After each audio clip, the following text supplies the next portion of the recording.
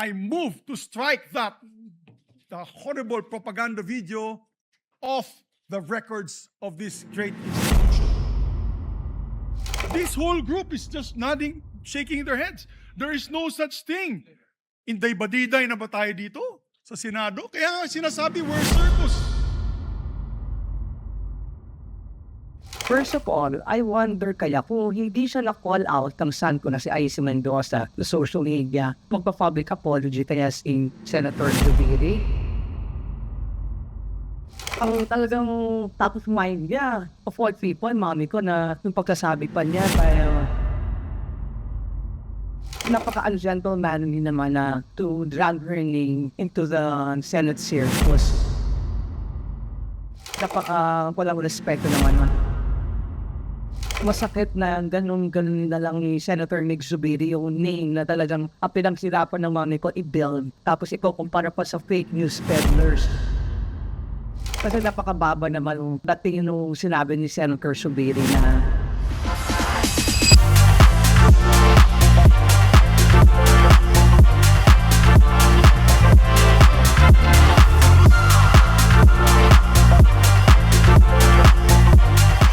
hello mga kadaldal, kamusta na kayo? For our episode today ay may iba tayo ng fonte. Wala akong special guest to interview kasi meron akong issue na kailangan i-address. Siguro by now naman alam niyo na kasi trending sa balita yung sinabi ni Senator Mig Zubiri na na parang iday-badiday na ba tayo dito sa Senado. And nag-react na yung son ko, si IC, that post siya sa kanyang socials about yung sa loobin niya sa ginawang pagkumpara ni Senator Mig Zubiri kay Mommy sa mga fake news peddlers na wala sa vocabulary ng Monica yun. Public apology na po si Senator Mig Zubiri and I'd like to believe that it's not just for damage control and sana sincere talaga yung apology niya and si IC nag-post na apology accepted but syempre bilang anak I have to also say my piece kahit nag-sorry na nga si Senator Zubiri. First of all, I wonder kaya kung hindi siya na-call out ng son ko na si Icy Mendoza sa social media, magpa-public apology kaya si Senator Zubiri.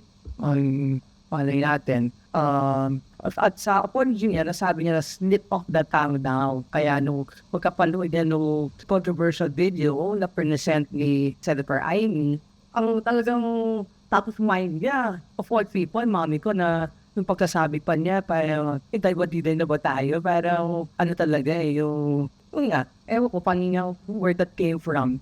Kasi ang nakaka-alarm po dito at disturbing sa akin at sa pamilya namin 23 years na since mom passed away. And napaka-ungentlemanly naman na to drag her name into the Senate circus. And for that matter, kahit sinong patay na, parang walang respeto naman na isasama niyo pa sa burlo niyo at sa fake news na yan. Nabanggit din ni Senator Mig sa kanyang public apology na like many Filipinos, he grew up watching my mom's shows and I really appreciate this saying that. For those of you for a live fan, 80s and 90s, peak ng popularity ng Mommy Cos, Inday-badiday. Siya po ang very first na entertainment talk show. And she blazed the trail, hindi naman sa pagbubuhat ng sariling bangko. And she paved the way for many entertainment journalists and showbiz talk show hosts. Kaya ang pupunan po ng mom ko ever since was credibility. Back in the day, hindi pa uso yung virality katulad ngayon na kahit to be credible, believable lang kasi magaling magsalita, sweet talker, nambabayaran na. Yung araw wala pong social media, talagang sumikat lang si mami by clear hard work. Talagang she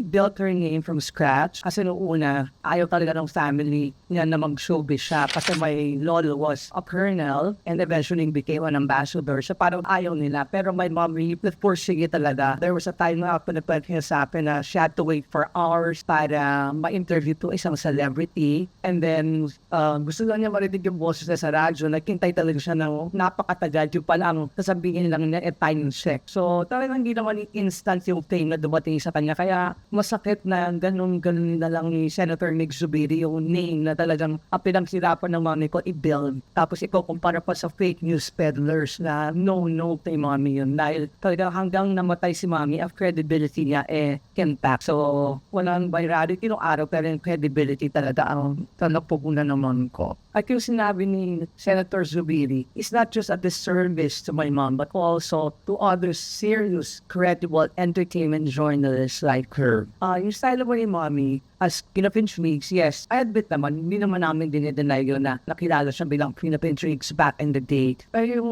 way ni mommy na pag-i-intriga is not character assassination at never siya nag-invento ng kwento. Her track record speaks for itself. And in fact, marami pa siya sikreto na alam at na-share niya sa akin yung iba. Pero she took those secrets of celebrities with her to the grave. Ganun kataas ang respeto ng mami ko dun sa mga celebrities na nag-confide sa kanya. Kaya talagang hindi niya nilabas yung mga sikreto na yun. And if there's one thing na namanap ko kay mommy as I continue her legacy in my own little way, is that I'm not too much of an entertainment journalist to be a friend to these celebrities. Kasi as I always say, this larger-than-life personalities are people too. So, talagang natuturan ko kay mami, not by word, but by her words or by her example. So, later on naman, nag-evolve na siya. Hindi na siya Philippine Intrigues to her so eye-to-eye sa GMA7. She was already known as a queen of public service. In fact, meron nga siyang Tidayo Foundation noon, Mata ng Bayan Foundation. Before pa na uso mga NGO, talagang pupunta siya sa mga pinatubo, tumutulong sa mga nasalanta ng baha o wala pang flood control problema nun. That's all on record naman. So, parang gusto ko lang iniwanag that she was beyond showbiz intriga and cheesies kasi talagang she served the Filipino people in her own way. And in fact, I don't know if people know this, but na-witness ko talaga to na maraming luminigaw sa kanya tumakbo as mayor of Quezon City at the peak of her career. Sabi nila siguradong mananalo ka, gano'n. Pero ayaw talaga ni mami. So I asked her na bakit mami nandyan na yung offer, back up. Sabi niya, nako, mas magulo pa ang politika sa showbiz. And makakatulong naman ako even wala ako sa posisyon. Talagang tumatak sa akin yung sinabi niya ngayon na I just wish na yung mga taong nasa posisyon ngayon, hindi ko naman nila lahat. Maging ganun din ang mindset na talagang kunahin yung tao to serve and help the people.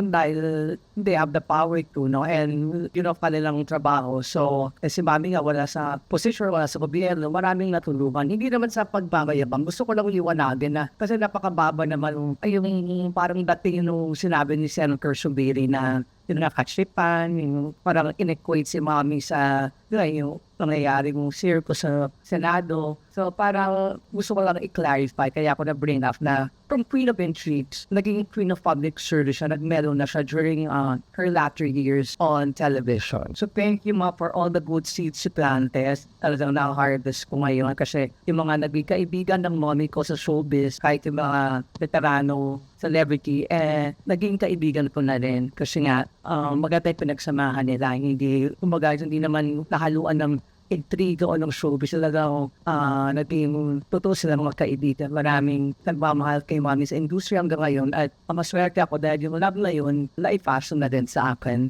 somehow. And at this point, of course, I'd like to thank everyone who sent their support and you know who you are. But I'd like to make special mention of Senator Ping Lacson na talagang nag-post ng napakagandang parang comment defense niya sa mami ko na incomparable ang word na ginamit niya na hindi dapat ihambing si mami doon sa tinakita ng video sa Senado. So, thank you. I hope that clears up everything. So, ayan mga kadaldal na sabi ko na everything that I wanted to say. And at this point, I'd like to tell Senator Mig Zubiri that your apology is accepted. And sana next time, as mommy's famous line goes, careful, careful. And on a lighter note, mga kadaldal, chef, I'd like to thank my second room na Carmela de Boracay. Parang gusto ko mag-Carmela ngayon sa sobrang hot na news reviews. Anyway, maraming salamat sa aking Migo Boyso and Miga Love Oboy for always welcoming me with open arms sa Carmelo de Boracay. Next time kayo mag-border tayo sa La Carmela kayo stay. Napaka-affordable and napaka-cozy and napaka-efficient ng staff. Okay, so that's it. Next time may guest na ulit tayo. Thank you for watching mga kadaldal, and if you're not yet subscribed to my channel, dali na, maging kadaldal na. Papagwood no Dollywood. Thank you. Till next time. Ciao!